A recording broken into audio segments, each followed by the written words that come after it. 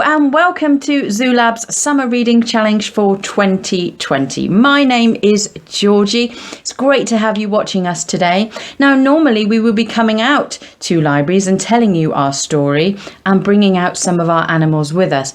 But unfortunately, due to the situation right now, we have to deliver this by video.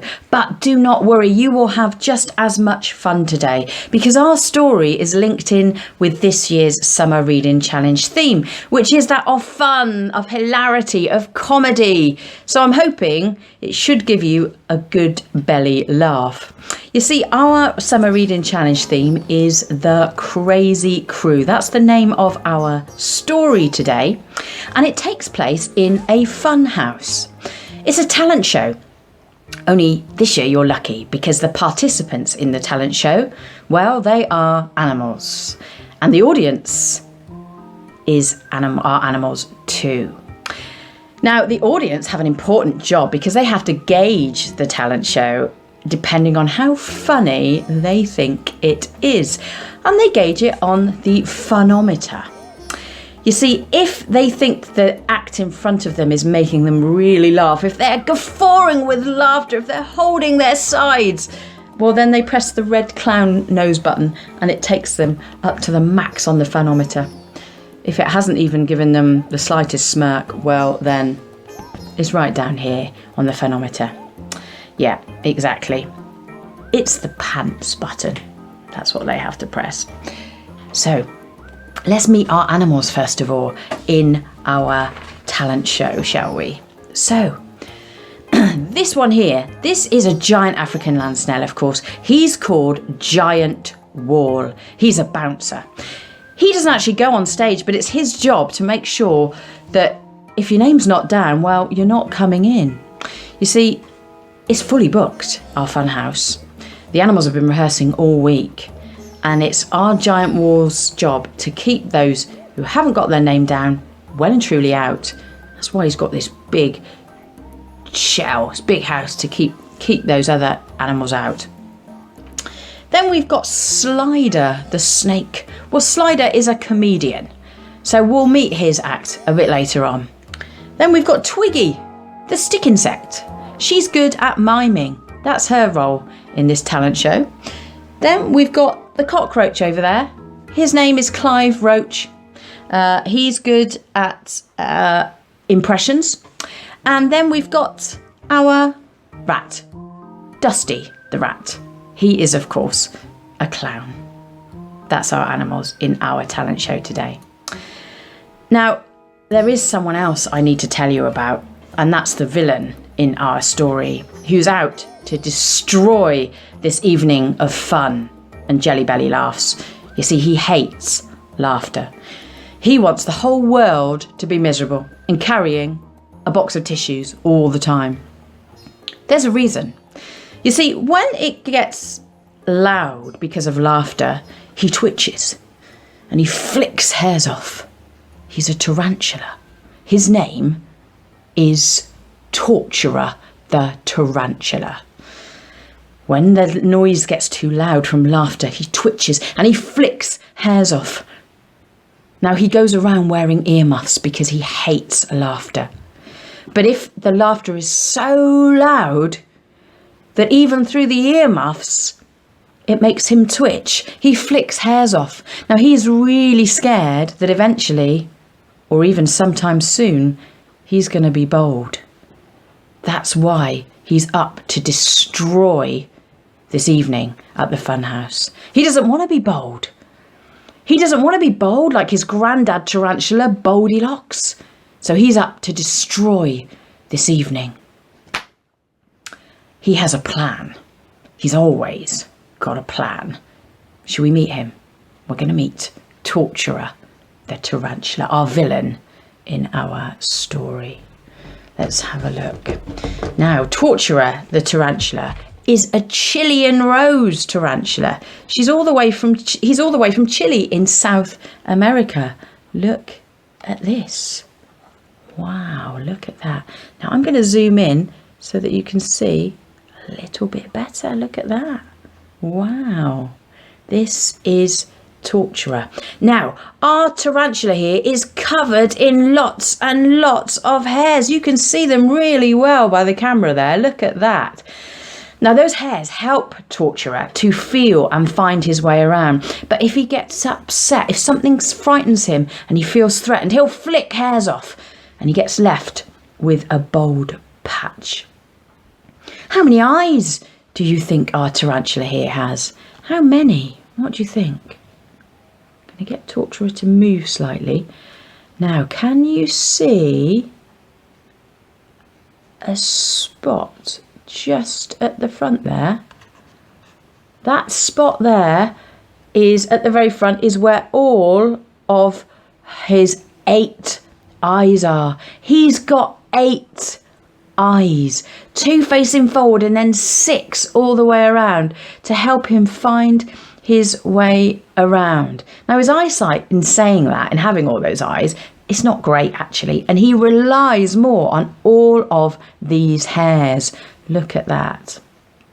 8 legs, of course. Tarantulas are arachnids, just like the spiders we know, and also scorpions as well. They're arachnids too. Now, tarantulas don't make webs like the spiders we know. They make like a blanket web on the ground. They hide under a tree root and then they wait for a large insect to walk across their web. When they do, they come running out from where they're hiding. They use those 2 big fangs and then they push them into that poor bug, turn the inside into a liquid mush and then suck it all back up. A bit like sucking up a milkshake through a straw, but it's a bug shake instead. Have you ever tried bug shake? Don't try it. It's just for spiders. But that's our torturer, the tarantula. Look at that. Wow. Now he spins his web from his spinnerets right here on his bottom. Yeah, they're on the base of his abdomen and he spins his silk from his spinnerets. Let's go in a little bit closer again, shall we? Look at that. Wow. Right, we're going to say goodbye to torturer because we're going to go back and carry on with our story. Look at that. Let's pop him back. So remember, torturer was ready to get into that fun house. But his name wasn't down.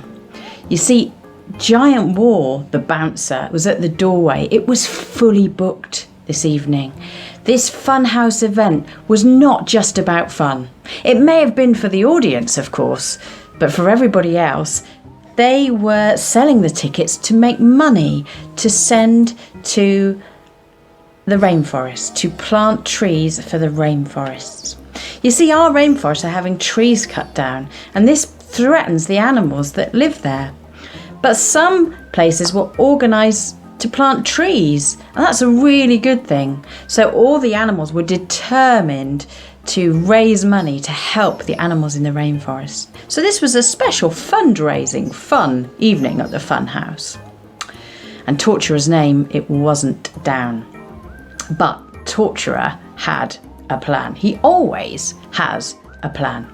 He waited outside and hid in the shadows. You see, the buses were due to arrive for all the animals that were coming to see the talent show.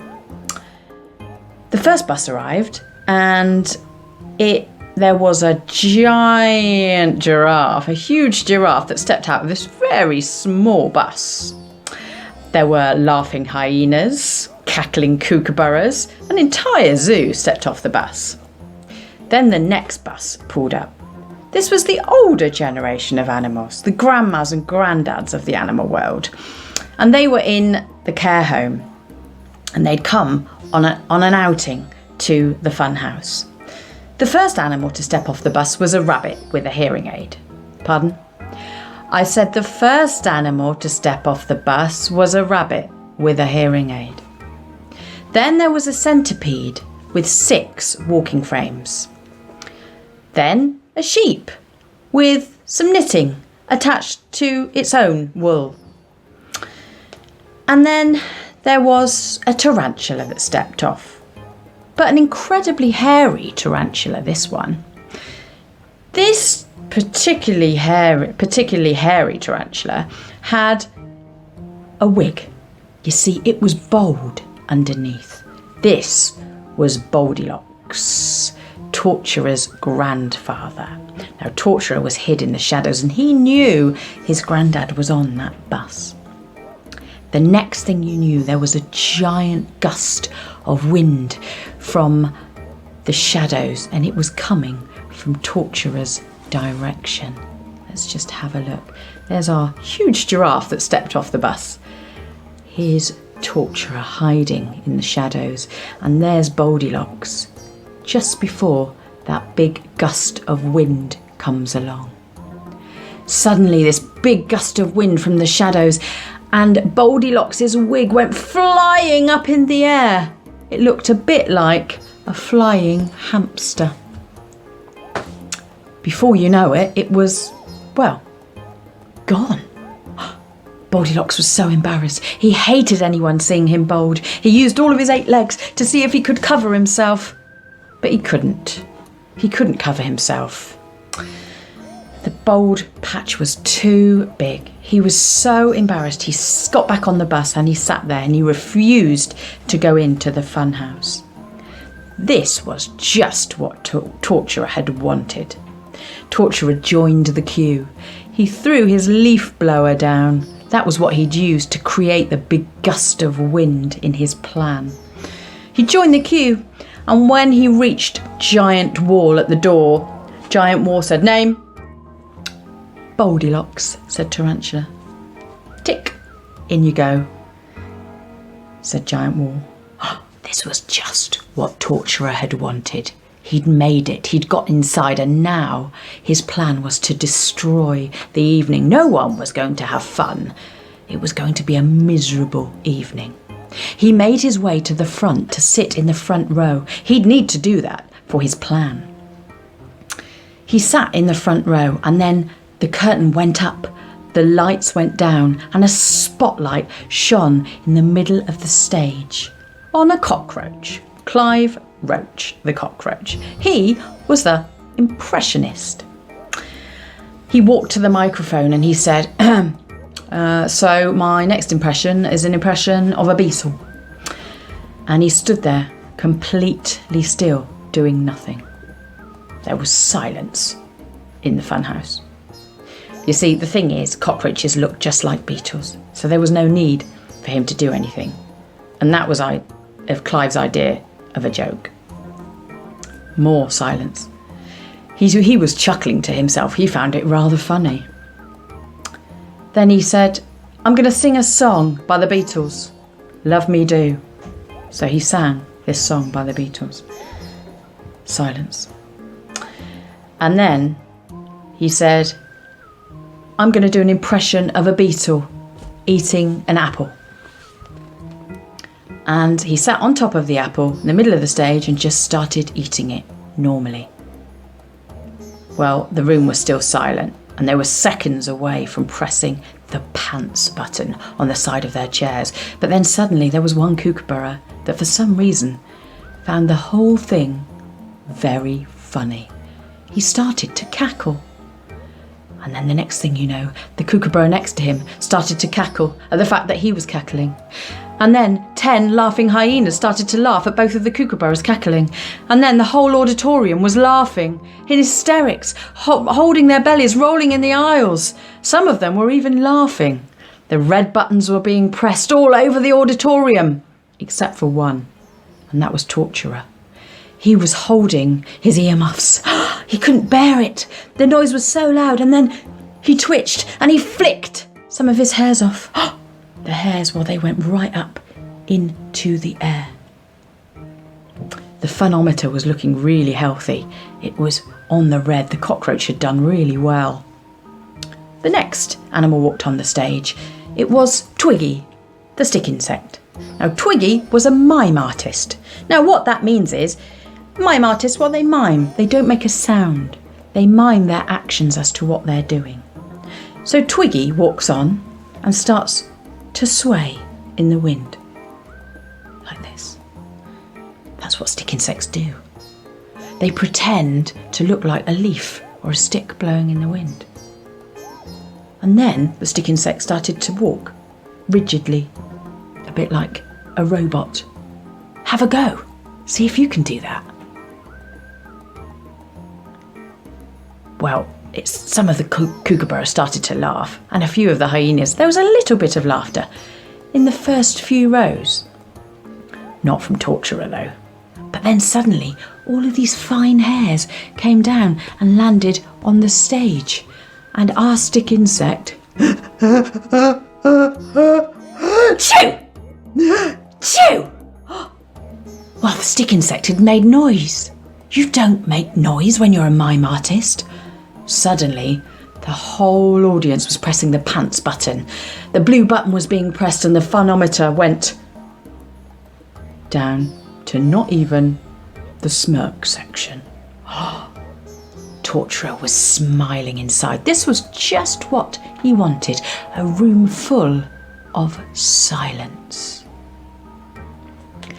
Let's meet Twiggy, the stick insect now, shall we? Let's have a look.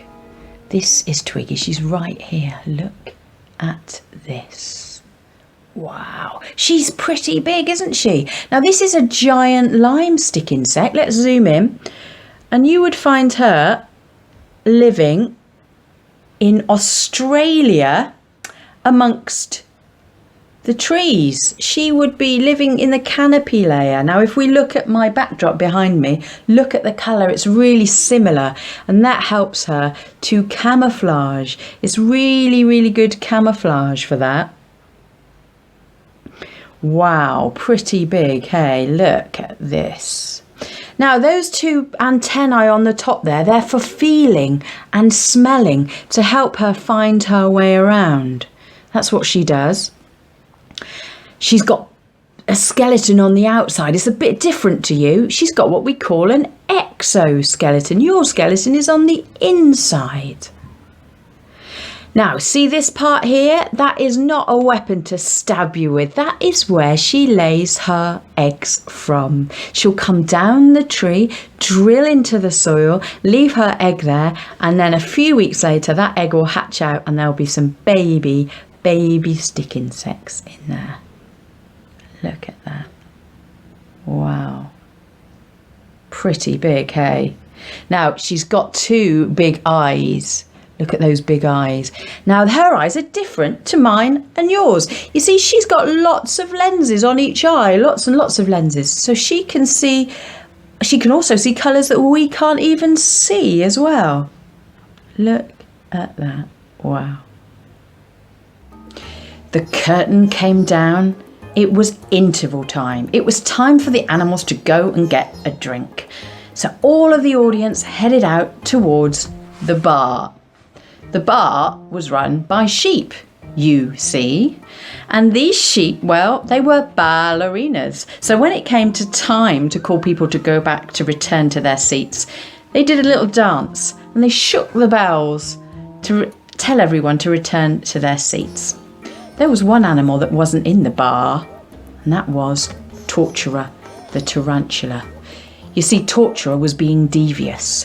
While everyone else was out in the bar, he went backstage. He went up into the rafters of the stage and he span loads of web on the side where the animals were entering the stage. Ha ha! He was so clever, he thought.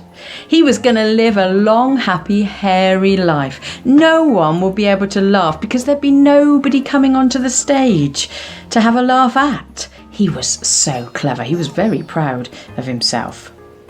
He'd finished weaving his web and he stayed lingering up inside the top of the stage.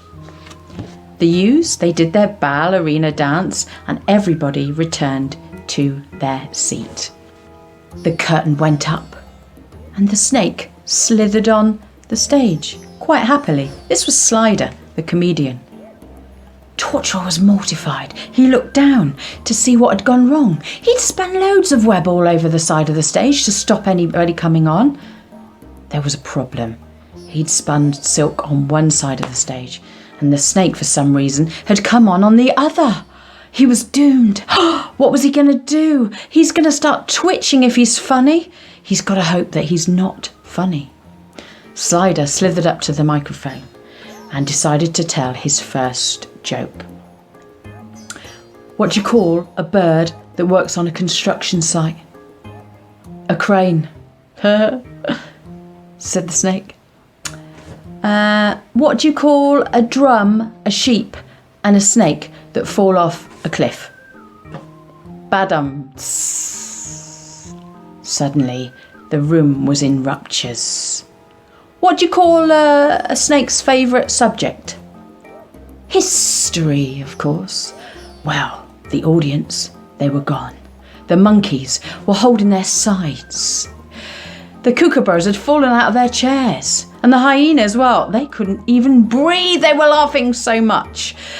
Torturer held onto his earmuffs. He couldn't bear all this laughter, all this noise. The volume was creeping up and up and up, and everybody was pressing their red clown nose buttons. So they all cheered because of that as well. The noise was so loud. And then something tipped Torturer right over the edge. The elephant, it trumpeted so loud that Torturer flicked loads of his hairs off. He was turning bold. Shall we meet Slider the snake? Let's have a look at Slider. So Slider here is a corn snake, and you'll find him living in America. This is Slider. Look at that. Let's have a zoom in on him, shall we? On his head. Let's have a look. There he is. Look at this. Look at that. Now, Slider here, well, he's bright orange, and that's because he lives in a cornfield in America.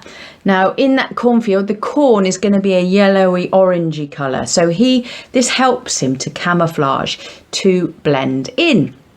Now, what do you think is his prey? What do you think he likes to eat for his dinner? Any ideas what you think he might eat?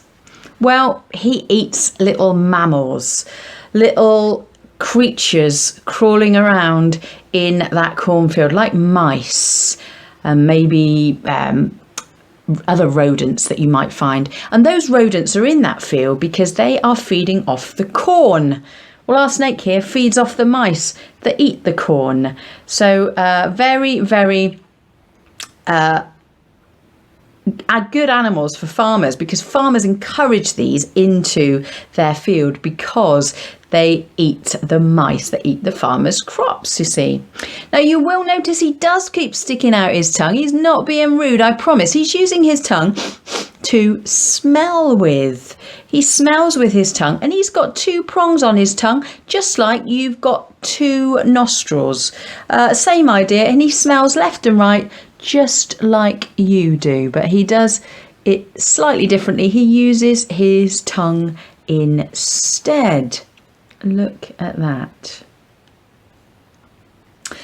Now, he can't make any noises. Well, he can hiss, but he can't make any other noises apart from a small hiss sound. So his ears are on the inside of his head. They're not on the outside like you and I. So he won't hear noises like you and I. He feels vibrations through his body instead, through his belly and on his chin. No real sounds apart from that little sound. And he does that when he's a bit frightened, when he's a bit upset.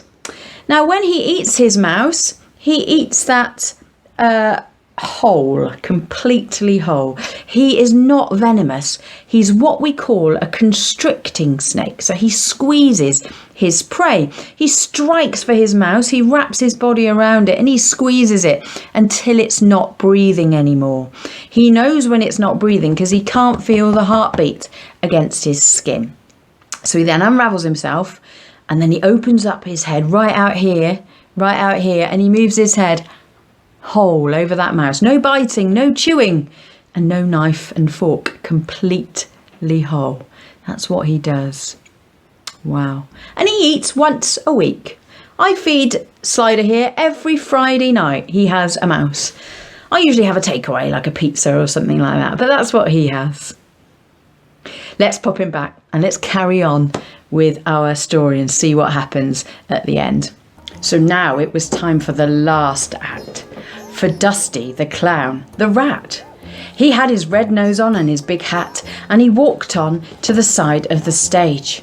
He walked straight into the web that Torturer had placed by the side of the stage to stop the acts from coming on. Torturer could see this happening slowly from above and was rubbing his legs together. He was so excited because his plan was going to work.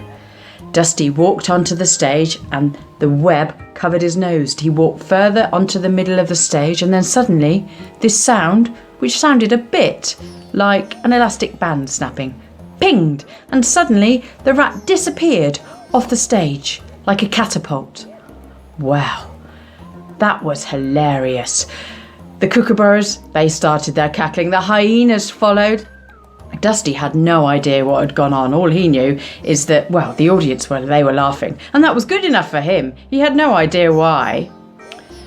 Dusty sorted himself out and he got back onto the stage. And then he started to find his legs were slipping, his feet were slipping, because underneath them were lots of hair from the tarantula. He started to slip around, almost like he was doing the worst breakdancing ever. If you could enter the worst breakdancing in the world competition, he would have won. He was shuffling around all over the place. Have a go at being the worst breakdancer in the world. You never know, you might be right up there too. The audience were laughing. The elephants, they were trumpeting by now.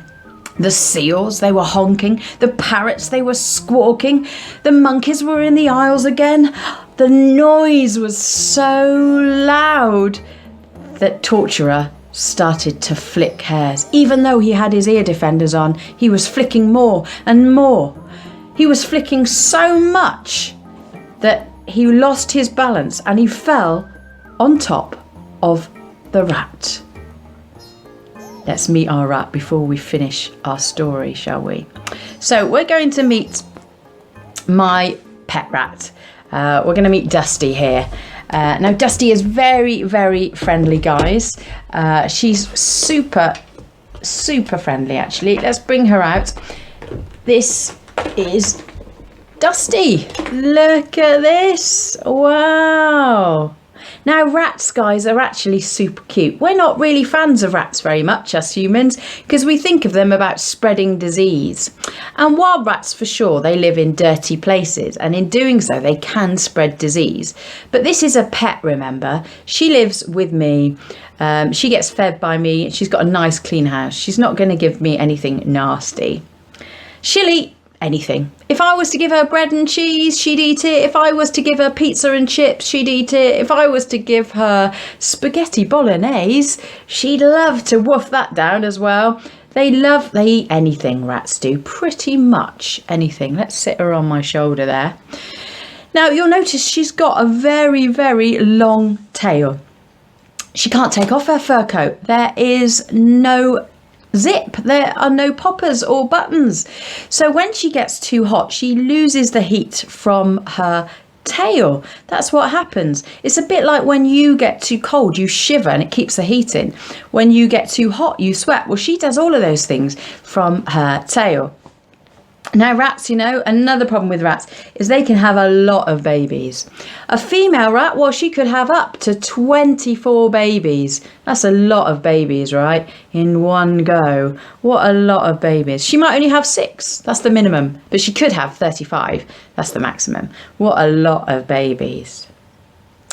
Now, she has these whiskers. All mammals have whiskers, and they help them to feel and find their way around and stop them getting stuck. If she was to go down a thin tube and her whiskers touch the sides, well, she won't go any further because she knows she'll get her bottom stuck. So they're very important to her. Very, very important. Hello, Ma. Hello there. There we go. Oh, Dusty. Look at that. Okay, we'll pop Dusty back. Let's let her jump in here. There we go. Let's just finish off our story.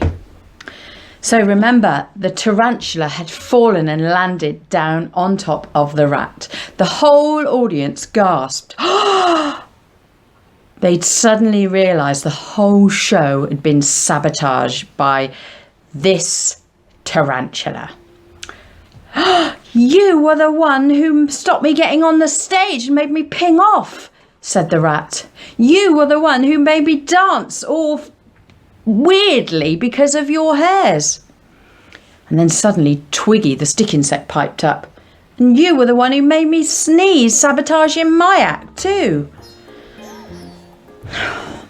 "I'm sorry," said Torturer. "I didn't mean to do all those things. You see, what you don't understand is when you guys make lots of noise like this, well, it makes me twitch and then I flick hairs off and I don't like it and I go bold just like I am now. And I don't want to be bold, not like Goldilocks, my granddad, not for the rest of my life." "Hang on a minute," said Giant Wall. "You are Goldilocks. You told me that when you come in." "I pretended to be Goldilocks," said Torturer. "I pretended so that I could get in and make sure you don't make lots of noise." "But hang on a minute. You stopped our show because you're going to go bold, but it grows back." "What?" said Torturer. "Yeah, your granddad's bold because he's old, but you'll grow back your hairs. Within a month you'll be hairy as you like." Oh, if I only had any idea, then I wouldn't have... "Well, it's all done now," said Giant Wall. "So you've ruined our show tonight. This is what's going to happen. You're going to give your granddad the money back for his ticket, because he's paid and he's not seen it tonight. And as you've ruined our show, you are going to pay for some tickets to help save the rainforests." "Consider it done," said Torturer. "If that's what I need to do to say I'm sorry, that's what I'll do. And you know, I'll send my money via my World Wide Web." Torturer started to chuckle to himself. The hyenas started to laugh. The kookaburras started to cackle. The elephants trumpeted. The seals honked and the parrots, they squawked. It all did good in the end. And Torturer sent his money to help save all the animals in the rainforest. Now, girls and boys, I hope you've enjoyed listening to Zoolab's Summer Reading Challenge of 2020, our workshop today. It has been great having you watching. Hi, we're Zoolab, the UK's #1 for ethical hands-on animal encounters.